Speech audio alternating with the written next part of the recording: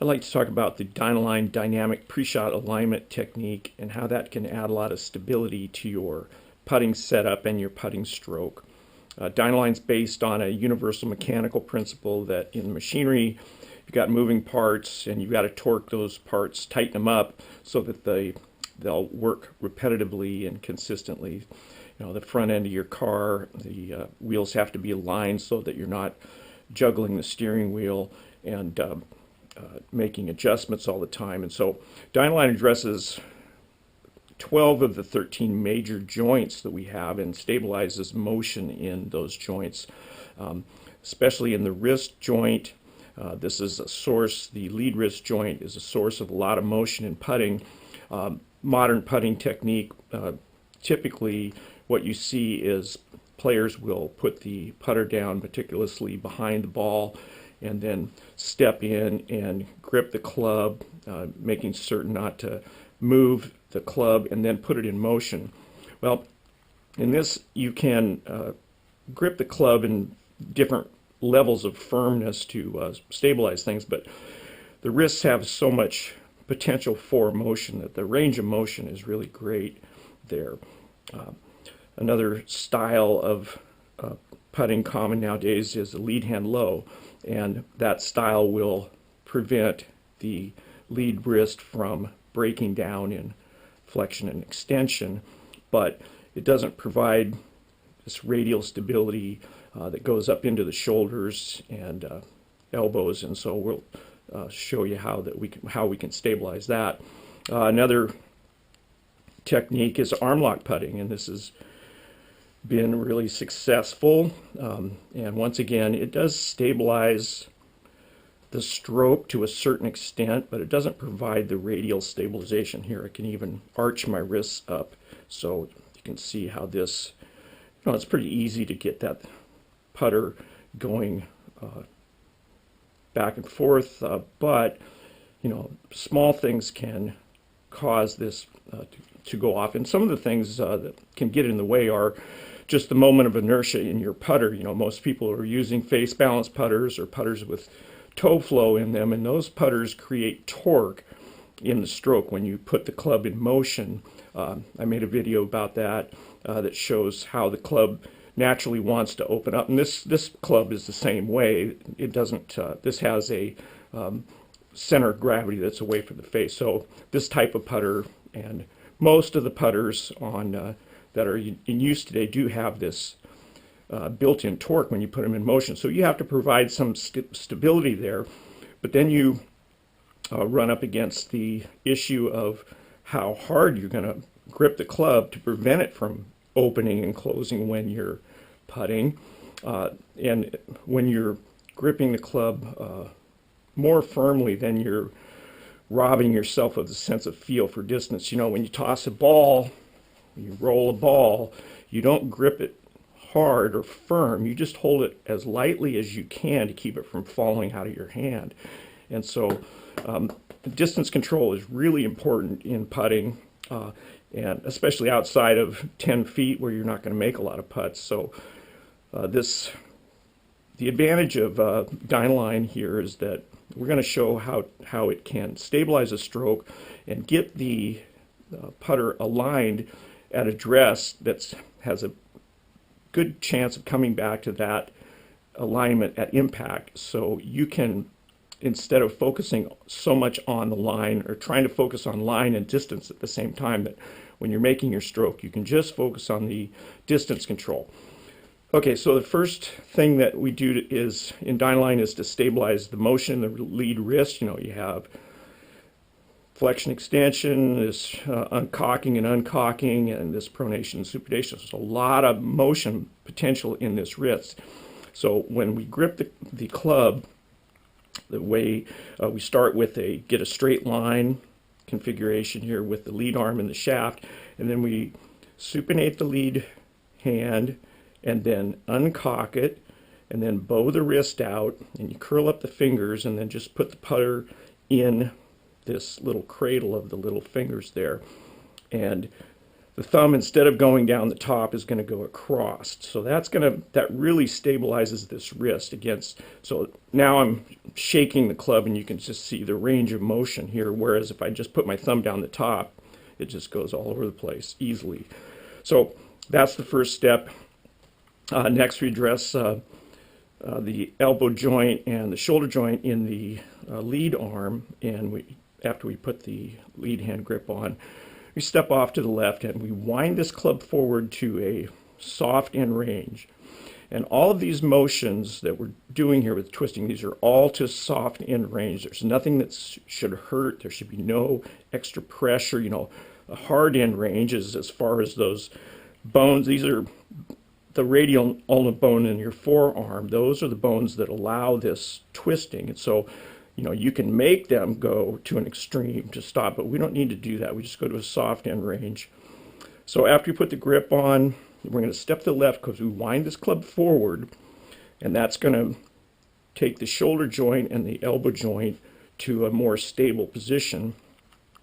And you can see that the club is pointed to the left and it's pointed into the ground, but if I just let the club hang there, it's on a stable arc. It's on a stable path, put it that way. So if I want to try to push this outside of the path, I can feel pressure resisting there. If I want to take it inside of the path, there's pressure that resists it. So we've got the beginnings of a stable stroke right here. Now we just have to get it pointed on the target line. So after we grip it, we step off, we wind this forward, then we're going to bow the lead wrist some more and uncock it, drop it down, and we're going to do a little right side bend and forward hip pump, and that brings the club back into a striking position so that you can actually putt with it. And we want to hold that, and we'll get into the general area behind the ball. And now with my feet, I'm going to apply pressure into the ground this is like a runner's stance. You're getting ready to run, you know, you're pushing off, so you got pressure in there and pressure in the front foot pushing down.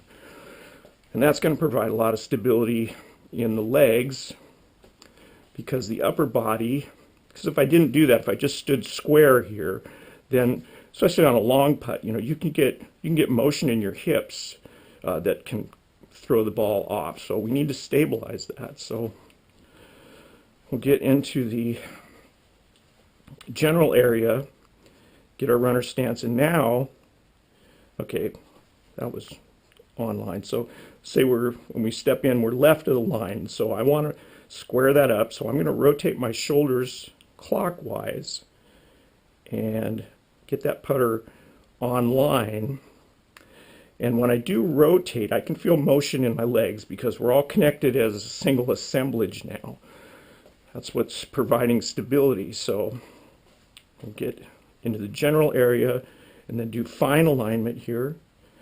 And then we can just feel in our dominant hand how much force we're going to put into this to roll it to the hole. And that's a big advantage of this style, this technique, is that once we become stable with the putting stroke and get it on a stable path, and so the face is resistant to open up and twisting from the center of gravity of your face balanced putter, then you can focus on distance control, how much force you're going to apply to this shaft. You know, when you got a downhill 5-footer on fast greens breaking left to right, when you're standing over the putt, you don't want to be trying to be thinking of two things at once, both line and distance control. This allows you to get the putter aimed on your target line and then solely focus on how much pressure and force you're going to apply. And our dominant hand is our best player for applying force, because we've thrown balls all of our life, and this is where the most of our coordination and sensation is in this hand. So we don't want to take our best player out of the game. We don't want to take the hands out of the stroke. We want to take hand motion out of the stroke, you know, independent motion, but we don't want to take the sensitivity. So that's what Dynaline can provide for your putting. And now we'll show some other things that we can do with Dynaline. Dynaline can also be used for chipping, where you don't hinge your wrist, not pitching where you need the ball to go a further distance, but just chipping around the green where you need to go over the fringe and get the ball to roll like a putt. And I've got an 8-iron here.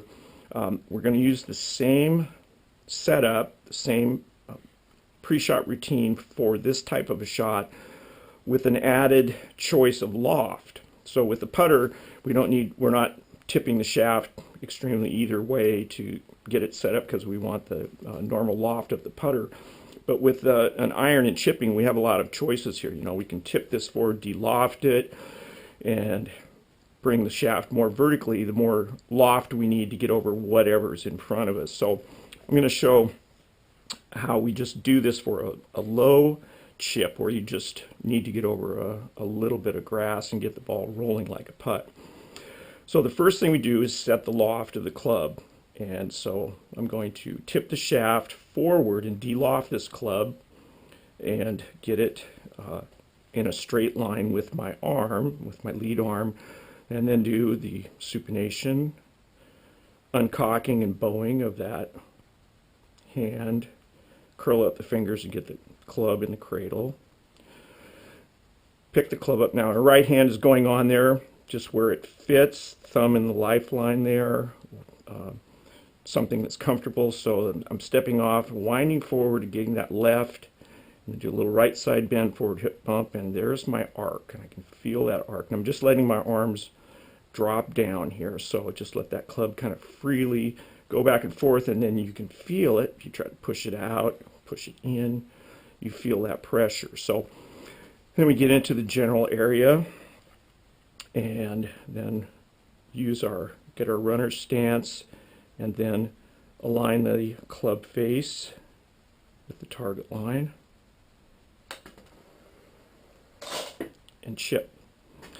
So it's the same procedure. So once putting is the easiest way to start learning this because there's less variables. As soon as you get into chipping, then you have loft variables and club variables. But do not try to hinge your wrist on this and hit a long shot, because this configuration puts your lead wrist so that it won't hinge. And so don't try this on any kind of a long shot.